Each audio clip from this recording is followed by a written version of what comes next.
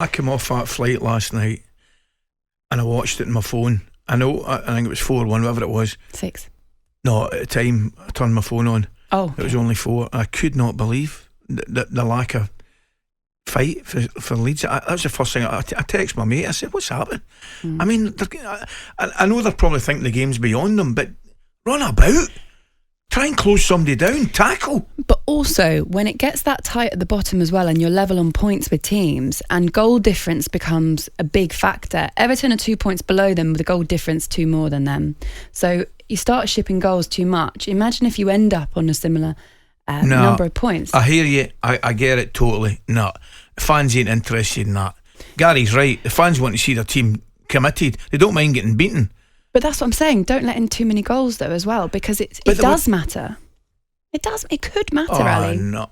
Yeah, but not as much as watching your team run about and try to commit people. Of course. But if you're not going to win a game, rather than just folding and letting more and more goals go in, I think we're arguing the same point here. I'm saying you're right. Heart and effort and desire, even if you know you're going to lose the game, goal difference could be a big thing for them. I was actually quite shocked when I was watching it, and I obviously hadn't seen what had gone on before. I've watched the highlights since, but I'm thinking to myself, they were just letting Liverpool just knock it about.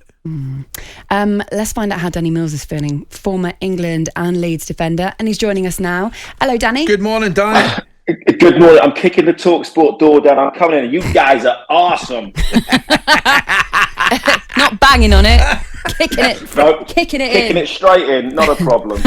But yeah, no. Looking at last night, obviously Leeds have sort of possibly American owners as well in the near future. But I agree with Laura listening to that. You know, that the goal difference could be absolutely vital. You know, it's an extra point is what it possibly comes down to. I know that's sort of immaterial of what the fans think of effort and everything else. But suddenly, you know, they've lost that possible extra point, and it now looks like it's going to be between the bottom 5. And as you say, you know, they're so close. You know, if Everton were, you know, to pick up a win, and even if Leeds pick up a draw, goal difference is going to be pretty much the same, and that drags them right back into it. And I can't understand. You know, when you get to 3, you go, right, that's it, no more. You know, we don't concede anymore. We sit back.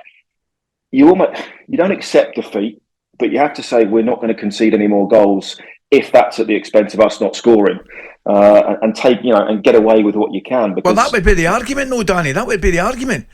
If you want to affect your goal difference, go and score goals. Never mind worrying about conceding them. I've got to say, but they can't do that, Ali. They don't have, you know, Ballon d'Or 21st nominee, whatever, Ali McCoist in their team at the moment.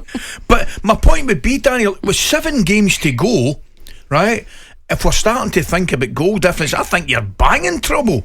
If you start thinking about goal, you've got to think about picking up points. But I think once you get to 3-1, Ali, or 3-0, you know, whatever it might be, you then go, oh, hang on a minute, now it has to be damage limitation, because you have to be aware of that. You know, to ship that many goals, you know, you're talking 11 goals in 2 games. Amazing, mate. Is it that straightforward, Danny? Is it just the defensive problem, or is there a lack of goals?